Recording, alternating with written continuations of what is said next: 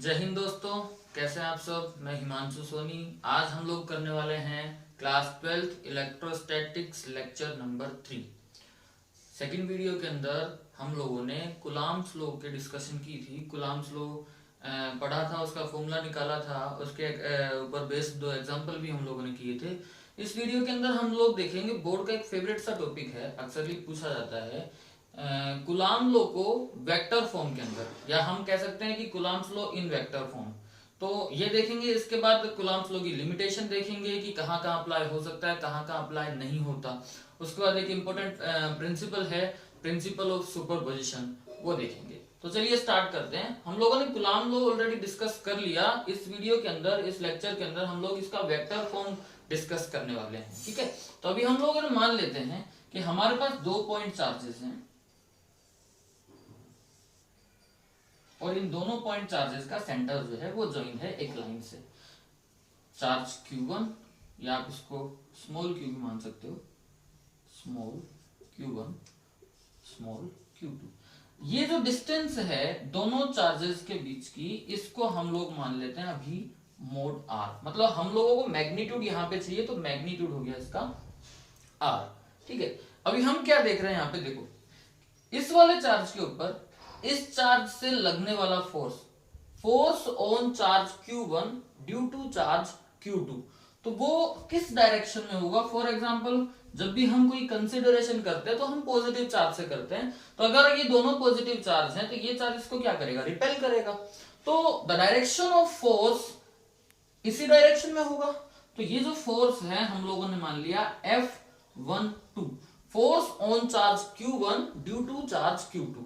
और अगर बात करें वेक्टर फॉर्म की, तो हमने इसके ऊपर लगा दिया vector. F12 is the force on charge Q1 due to charge Q2, और the direction of force on charge Q1, तो वो डायरेक्शन हम लोगों ने यहाँ दिखाया हुआ है।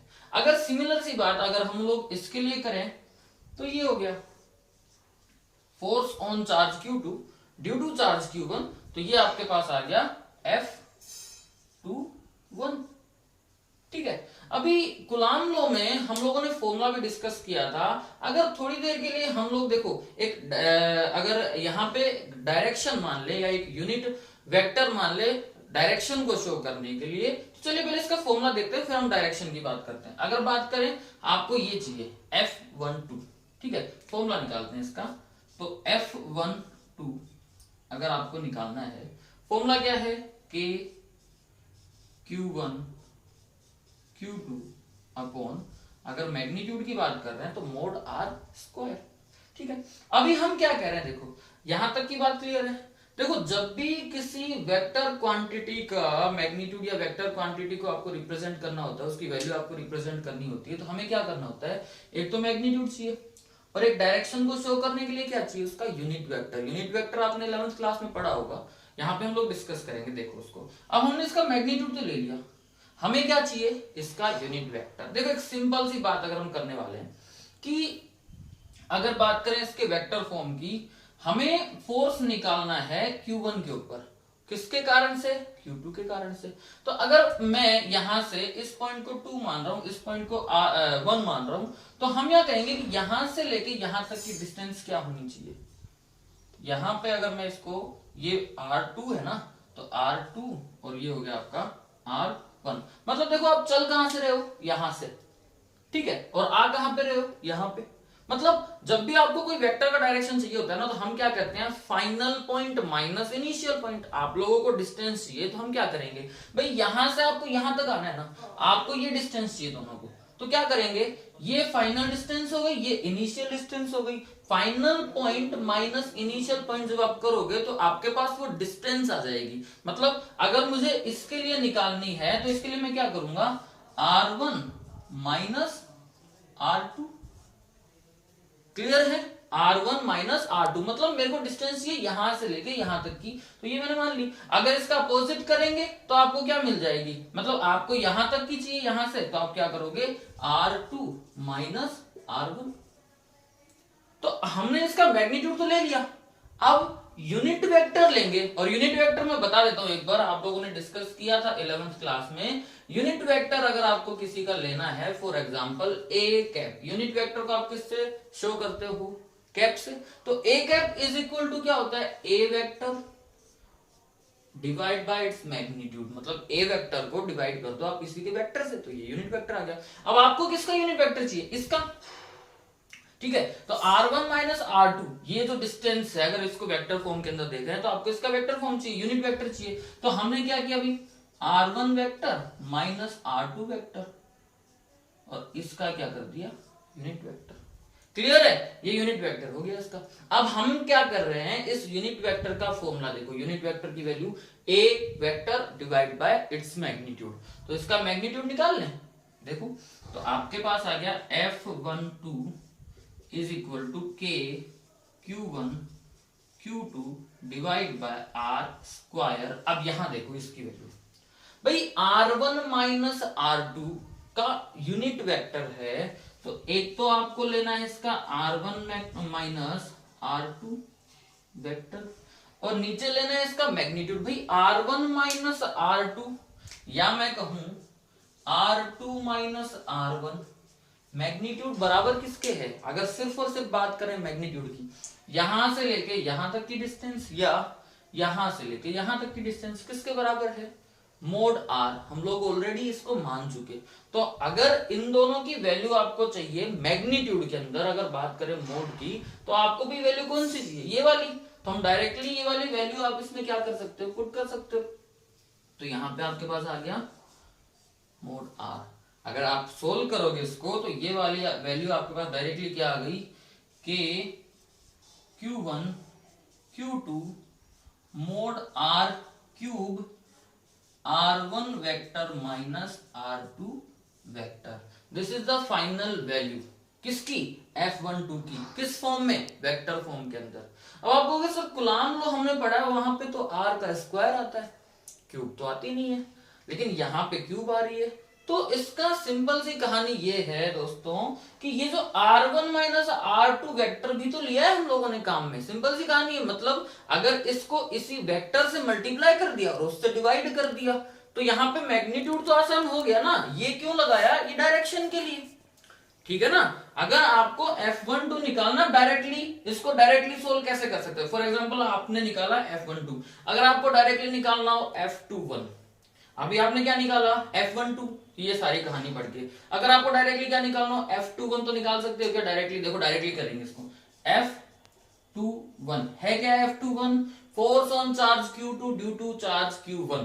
सोल्व करते हैं, K Q1 Q2, आगे क्या करेंगे, Q1 Q2 आ गया, उसके बाद में मैग्नीट्यूड है ना, देखो क्या लिखा हुआ है, R मोड R का क्यूब, और फिर क्या करते हैं भाई, ये लिया था ना आपने R1 माइनस R2, अब क्या ले लोगे R2 minus R1, final point minus initial point. जब फाइनल पॉइंट क्या था Q1 वाला, इनिशियल वो था, अभी क्या है final point R2 minus R1, ये दोनों। अब इनमें अगर आप देखोगे भी सिंपल सी चीज है, देखो यहाँ R1 माइनस R2 है और यहाँ R2 माइनस R1 है। अगर आप इसको ये कर लो R1 vector minus R2 vector, क्या बराबर नहीं है क्या, minus R2 vector minus R1 vector. देखो R1 minus R2 is equal to minus R2 minus R1। अब ये जो R1 माइनस R2 है, ये R1 माइनस R2 है, और ये क्या है R2 माइनस R1। दोनों में डिफरेंस किसका, सिर्फ माइनस का। मतलब यहां से अगर आप कंपेयर करोगे इसको, this is the value of F12, मतलब ये वैल्यू किसकी है, F12। अब इसको मैं ऐसे लिख सकता हूं क्या, देखो K Q1 Q2 upon mode R cube, और यहां पे मैंने अगर माइनस कॉमन ले लिया यहाँ पे पूरे पे, तो यहाँ पे आ गया मैंने माइनस कॉमन लिया, या इस माइनस को मैंने यहां ले लिया बाहर, और ये क्या कर दो इसको R2 vector minus R1 vector. तो इसमें और इसमें क्या डिफरेंस है, सिर्फ माइनस का, तो यहाँ पे मैंने माइनस लगा दिया। अब देखो ये वैल्यू किसकी हो गई, ये वैल्यू हो गई किसकी, इसकी, सिर्फ माइनस ही तो है। तो कह सकते हैं कि नहीं कह सकते कि जो F12 वेक्टर है is equal to F21 vector, बस माइनस लग जाएगा। कहने का मतलब क्या है, force on charge Q1 due to charge Q2 will be always equal force on charge Q2 due to charge Q1 difference किसका होगा? डायरेक्शन का। इसका डायरेक्शन ये होता है, उसका डायरेक्शन ये होता है। This is the vector form of Coulomb's law. इतना ही आता है कूलम्ब्स लॉ का वेक्टर फॉर्म। ठीक है, अब इसकी लिमिटेशन देखते हैं हम, लिमिटेशन ऑफ कूलम्ब्स लॉ। ठीक है, limitation of Coulomb's law. Coulomb's law कहां कहां वैलिड है और कहां हम इसको अप्लाई नहीं कर सकते। देखिए, जो फर्स्ट लिमिटेशन है कूलम्ब्स लॉ की, वो ये है, Coulomb's law is valid for point charge. ये सब पॉइंट चार्ज के लिए वैलिड है। पॉइंट चार्ज का मतलब क्या है? देखो, समझने की कोशिश करते हैं। पॉइंट चार्ज का मतलब, अगर मान लो आपके पास कोई बॉल है, ठीक है, वो यहां पे रखी हुई है, मतलब हमारे पास ये कोई बॉल है और ये कोई दूसरी बॉल है, क्या ये दोनों पॉइंट चार्ज हैं? नहीं है। इतनी बड़ी बॉल पॉइंट चार्ज हो सकती है क्या? हो भी सकती है या नहीं भी हो सकती, पर पता कैसे चलेगा भाई? सिंपल सी बात है, हमारे पास ये इतनी बड़ी बॉल है, अगर आप इसको यहां से देखोगे तो ये बिल्कुल भी पॉइंट चार्ज नहीं है। लेकिन अगर इसी बॉल को आप बहुत ज्यादा दूर जाके देखोगे तो वो आपको कितनी लगेगी? एक पॉइंट जितनी। तो पॉइंट चार्ज के लिए कूलम्ब्स लॉ वैलिड है, एक्सटेंडेड चार्ज के लिए वैलिड नहीं है। एक्सटेंडेड चार्ज मतलब जो फैला हुआ हो। एक्सटेंडेड चार्ज का मतलब क्या होता है? जो कि फैला हुआ है। मतलब ये चार्ज अगर फैला हुआ है ऐसे, अगर ये चार्ज इसके सरफेस के ऊपर पूरा फैला हुआ है, तो फिर कूलम्ब्स लॉ इनके लिए वैलिड नहीं होगा। आप नोट कर सकते हो, दिस लॉ इज वैलिड या applicable only for point charge, only for point charges. ठीक है, एप्लीकेबल है किस लिए? सिर्फ पॉइंट चार्ज के लिए। हम इसको एक्सटेंडेड चार्ज के लिए एप्लीकेबल नहीं मान सकते, या ये एक्सटेंडेड चार्ज के लिए एप्लीकेबल नहीं है, मतलब सिर्फ पॉइंट चार्ज के लिए है। क्लियर है? दूसरा पॉइंट इसका ये है कि कूलम्ब्स लॉ अगर चार्ज मोशन में है, मूव कर रहे हैं, तो उनके लिए भी वैलिड नहीं है। स्टेबल हैं तो वैलिड है। फॉर एग्जांपल, अब इसमें यहाँ पे 3 कंडीशन बनती है, मतलब इसको थोड़ा सा डिफरेंट तरीके से देखा जाता है। मतलब हम उसको समझने की कोशिश करेंगे कि मोशन का मतलब यहाँ पे क्या है, या मोशन का मतलब किस तरीके से चार्ज मोशन करेंगे तो ये एप्लीकेबल होगा, और किस तरीके से करेंगे तो ये एप्लीकेबल नहीं होगा। मतलब अगर आपके पास 2 चार्ज हैं, एक चार्ज ये और एक चार्ज ये, ठीक है, अगर तो ये दोनों मूव कर रहे हैं, मतलब ये वाला चार्ज भी मूव कर रहा है और ये वाला चार्ज भी मूव कर रहा है, if both charges are in motion, तो आप कूलम्ब्स लॉ नहीं लगा सकते। मतलब यहां पे हम 3 कंडीशन बना लेते हैं थोड़ी देर के लिए। ठीक है, अगर तो बोथ चार्जेस आर मूविंग, दोनों चार्ज क्या कर रहे हैं भी? मूव कर रहे हैं, तो कूलम्ब्स लॉ हम अप्लाई नहीं कर सकते। अगर दोनों चार्ज मूव कर रहे हैं तो नहीं कर सकते। और अगर दोनों चार्ज मान लो स्टेबल है, मूव नहीं कर रहे, तो एप्लीकेबल है, हम लगा सकते हैं। पहली कंडीशन बनी। दूसरी कंडीशन क्या है? Both charges are stable, move नहीं कर रहे, तो कूलम्ब लॉ क्या है आपका? वैलिड है। और थर्ड कंडीशन ये कि एक चार्ज मूव नहीं कर रहा, मतलब एक चार्ज स्टेबल है और एक चार्ज मोशन कर रहा है, तो क्या होगा? मतलब एक चार्ज मूव नहीं कर रहा और एक चार्ज मूव कर रहा है, वन चार्ज स्टेबल, एक चार्ज जो है वो स्टेबल है और एक चार्ज मूव नहीं कर रहा, तो यहां पे आप कूलम्ब लॉ अप्लाई कर सकते हो। ठीक है ना? 3 कंडीशन अलग अलग। बोथ चार्जेस आर मूविंग नहीं कर सकते, बोथ चार्जेस आर स्टेबल कर सकते हैं, एक चार्ज मूव कर रहा है, एक चार्ज मूव नहीं कर रहा, यहां पे आप कूलम्ब लॉ अप्लाई कर सकते हो। ठीक है, ये आपकी लिमिटेशन थी। अब आप मोशन के अंदर देखेंगे, जहां पे जब चार्ज मूव करेगा तो करंट बनेगा, वो गॉस लॉ आएगा, अपन उसमें देखेंगे कैसे अप्लाई कर सकते हैं, कहां आप फोर्स लगाएंगे। ठीक है ना? ये सारी चीजें। फिलहाल ये हमारी लिमिटेशन है ये कूलम्ब लॉ की, कहां कहां इसको आप अप्लाई कर सकते हो, कहां कहां इसको अप्लाई नहीं कर सकते। ठीक है, तो ये आपका एक तरीके से हम कह सकते हैं कूलम्ब लॉ का बेसिक था।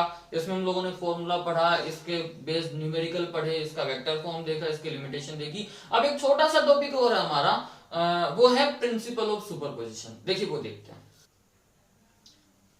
प्रिंसिपल ऑफ सुपरपोजिशन, या हम लोग इसमें पहले देखेंगे फोर्स बिटवीन मल्टीपल चार्जेस। देखो अब तक आप कूलम्ब्स लॉ के अंदर क्या कर रहे थे कि आपके पास दो चार्ज थे, एक ये चार्ज हो गया आपके पास Q1 और एक ये चार्ज हो गया आपके पास Q2, ठीक है।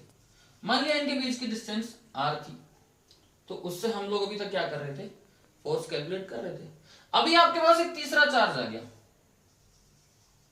Q3। अब क्या होगा, मतलब यहां से आपको चेक करना है इस Q1 के ऊपर फोर्स, ठीक है। मतलब अगर Q1 चार्ज के ऊपर आपको टोटल फोर्स कैलकुलेट करना है तो भाई अभी तक तो दो चार्ज थे, तो इसके ऊपर फोर्स जो लग रहा था वो इसकी वजह से ही था। अब आपके पास एक चार्ज और आ गया, अब इसके ऊपर जो फोर्स लगेगा वो इसकी वजह से भी होगा। मतलब टोटल फोर्स अगर आप कैलकुलेट करोगे तो अभी तो इंटरेक्शन सिर्फ इन दोनों के बीच था, अब ये चार्ज भी करेगा।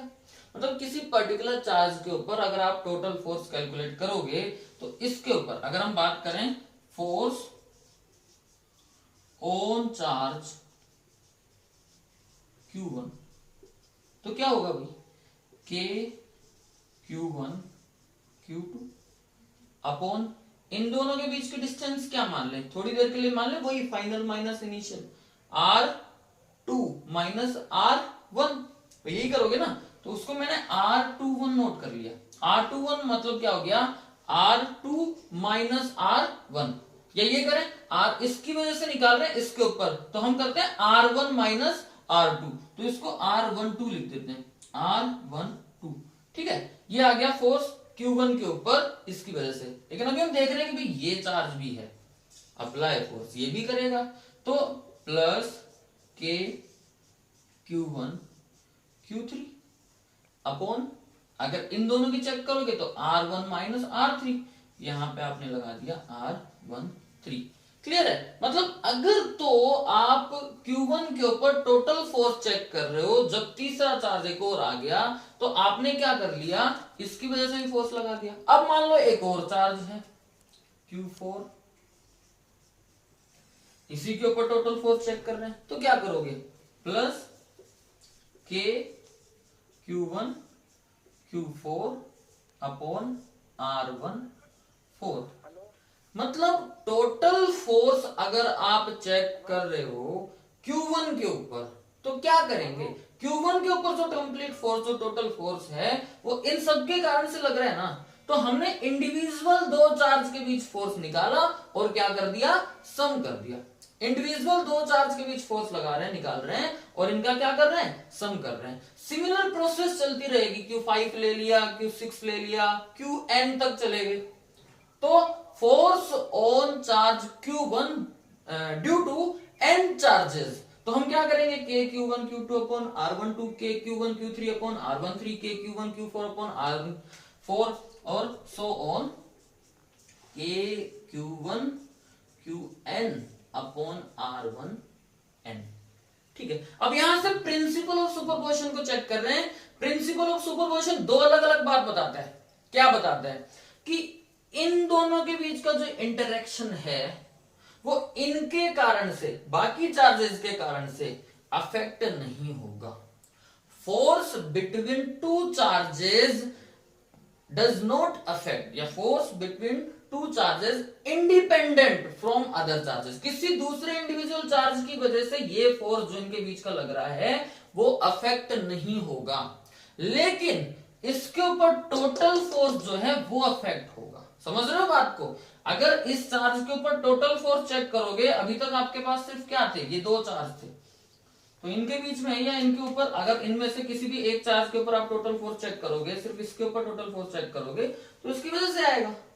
अब हम क्या कह रहे हैं कि तीसरा चार्ज ले लिया, तो force on this charge, this particular charge, total force आप चेक करोगे तो बढ़ जाएगा ना, दूसरा चार्ज एक और आ गया, तो टोटल फोर्स तो इफेक्ट होगा, लेकिन इन दोनों के बीच में जो लगने वाला फोर्स है, ये दोनों के बीच में जो इंटरेक्शन है वो इस चार्ज की वजह से अफेक्ट नहीं होगा। दो अलग अलग पॉइंट हो गए। Force between two charges does not affect due to other charge, या कोई दूसरा कोई तीसरा चार्ज इंडिविजुअल, लेकिन total charge on any particular charge affect due to other charge. अगर आप तीसरा चार्ज लेके आ गए तो इस पे टोटल चार्ज इफेक्ट करेगा, टोटल फोर्स अफेक्ट करेगा। चौथा ले आए तो और बढ़ जाएगा, ये इक्वेशन मेन चल जाएगी। अगर आपको कंप्लीटली निकालना है तो अगर आप निकालोगे, एक इक्वेशन बनाए आप, फोर्स ऑन चार्ज Q1, तो क्या बना दोगे, हम डायरेक्टली कहें summation K Q1 QI upon R1I, ठीक है। और यहां पे I क्या हो गया, I is equal to 1 to n या 2, क्योंकि 1 पे तो हम लोग चेक कर रहे हैं, तो 2 से स्टार्ट होगा, तो K Q1 upon R1 I और I, तो यहां से आपकी इक्वेशन बन जाएगी, ये टोटल फोर्स आ गया, ठीक है। This is the principal of superposition. Principal of superposition क्या कहता है कि टोटल चार्ज या किसी दो चार्ज के बीच में जो फोर्स है वो अनअफेक्टेड है किसी तीसरे चार्ज की वजह से, लेकिन एक चार्ज के ऊपर जो टोटल फोर्स आएगा वो अफेक्ट होगा, वो क्या करेगा, डिपेंड करेगा बाकी चार्ज के ऊपर। This is the principal of superposition, ठीक है। आज हम यहां तक देखते हैं, कल इसके बाद इसके और जो टिपिकल न्यूमेरिकल हैं उनको सोल्व करते हैं। जय हिंद, धन्यवाद।